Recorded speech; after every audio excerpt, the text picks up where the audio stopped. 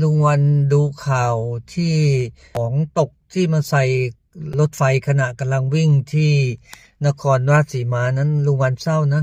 มาตรการความปลอดภัยในทรัพย์สินและชีวิตของคนไทยเนี่ยรู้สึกว่ามันน้อยมากนะไม่ว่าจะเป็นตึกถล่มไม่ว่าจะเป็นอุบัติภัยต่างๆที่เกิดขึ้นจากการก่อสร้างในลุงวันว่ามันประเทศเราไม่ได้มีมาตรการ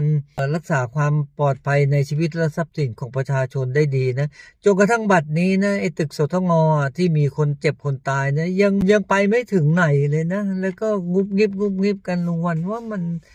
มันทำให้เห็นว่าทำไมชีวิตคนไทยมันราคาถูกขนาดนั้นนี่มาตายอีกตั้ง32 คน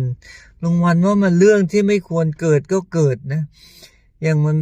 ความปลอดภัยของเราเนี่ยมันรู้สึกมันน้อยและอีกอย่างมาตรการในการช่วยเหลือเยียวยาก็ยืดยาดเชื่องช้าแล้วก็โยนความผิดไปกันไปมาอยู่อย่างเงี้ยลุงวันว่ามันในออสเตรเลียนะขนาดลุงวันไปช่วยเพื่อนขนของนะใช้รถกระบะนี่แหละย้ายบ้านพอลุงวันจะโดดขึ้นรถในหมู่บ้านเงียบมากไม่มีรถไม่มีลาไม่มีคนอะไรเลยนะเพื่อนบอกว่าเฮ้ยไม่ได้